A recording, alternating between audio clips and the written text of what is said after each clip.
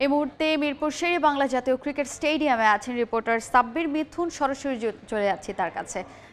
মিথুন, বাংলাদেশের ঐতিহাসিক জয়ের পরে এই লঙ্কান কোচকে নিয়ে নিজের পূর্ব নির্ধারিত সিদ্ধান্ত বদল করবেন কিনা ফারুক আহমেদ, সেটা নিয়েও আসলে প্রশ্ন উঠেছিল।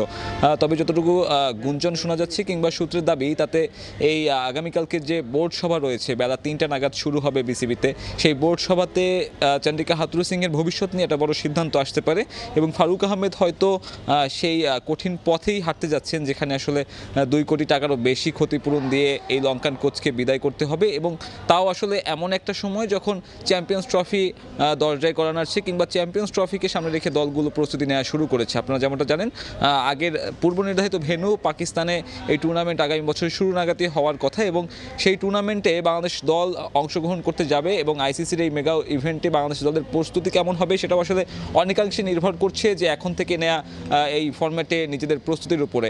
এবং তা যদি হয় তাহলে চন্ডিকা হাথুরু সিংকে ছেড়ে দিয়ে বিসিবির জন্য একটা বড় কঠিন পরীক্ষায় অপেক্ষা করবে, কারণ এই মুহূর্তে আন্তর্জাতিক ক্রিকেটে বিদেশি ভালো মানের কোচ পাওয়া যেমন একটা কঠিন ব্যাপার, তার পাশাপাশি এই অল্প সময়ের মধ্যে বাংলাদেশ টিমের ড্রেসিং রুমের সঙ্গে মানিয়ে নেবেন এমন কোনো কোচ আসলে পাওয়া যাবে কিনা সেটাও একটা বড় প্রশ্ন। তবে চন্ডিকা হাথুরু সিংকে সরিয়ে দিলে আপাতত লোকাল কোচদের ওপরেই ভরসা রাখতে যাবেন ফারুক আহমেদের নেতৃত্বাধীন বিসিবি এবং সেক্ষেত্রে হয়তো মোহাম্মদ সালাউদ্দিনের নাম সবথেকে বেশি আলোচিত, যার আসলে বিপিএলে কিংবা ঢাকা প্রিমিয়ার লিগে কোচিং অভিজ্ঞতা বেশ সমৃদ্ধ এবং তার হাতে বিপিএলে কুমিল্লা ভিক্টোরিয়ান্সের যেভাবে সাফল্য দেখা দিয়েছে তাতে দেশের অনেক ক্রিকেট প্রেমীরা সহ আসলে অনেক ক্রিকেট বিশ্লেষকরাও মনে করেন যে মোহাম্মদ সালাউদ্দিনের হাতে বাংলাদেশ দলকে দেয়াটা আসলে ভালো সিদ্ধান্ত হবে। এর আগে মোহাম্মদ সালাউদ্দিন বাংলাদেশ দলের সহকারী কোচের ভূমিকা পালন করেছেন, তবে প্রধান কোচ হিসেবে তাকে কখনোই দেখা যায়নি। নানান সময় তিনি বিসিবির অনেক সমালোচনা করেছেন, অনেক জায়গায় সংস্কারের কথা বলেছেন, তবে